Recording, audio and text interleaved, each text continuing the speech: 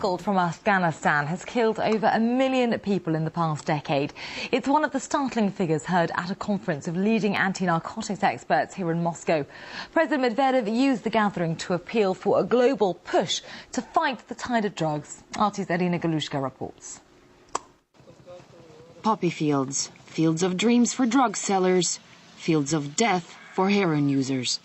In Afghanistan, officials say children as young as 5 smoke hashish and heroin, with their mothers getting them hooked.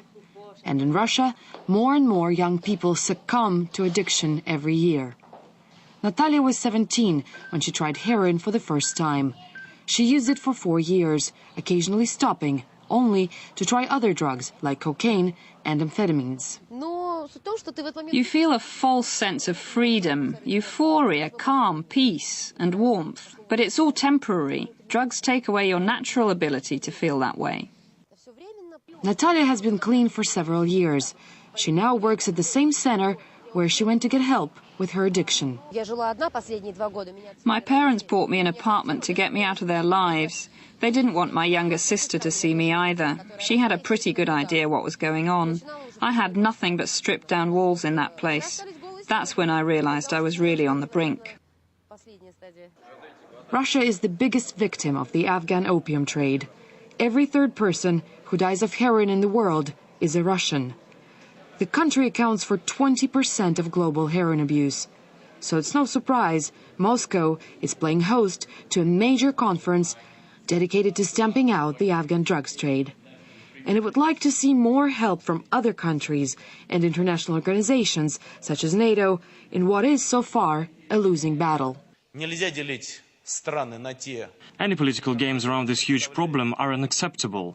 They weaken our common anti-drugs coalition. Afghanistan today is the world's main drug supplier, but the problem has spread over regional borders. That's why our common goal is to prevent the globalization of the criminal world.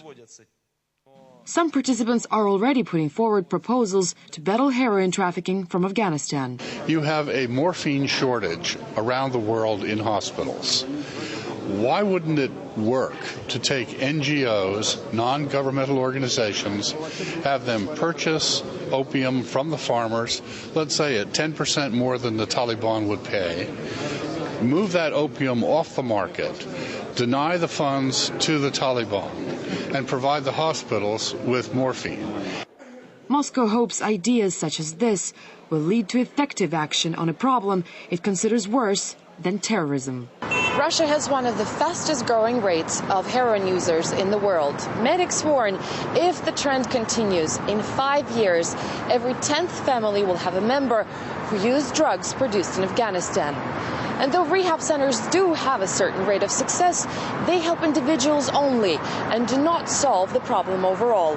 For that to happen, Russia wants the world to work together to fight what is, after all, a global concern.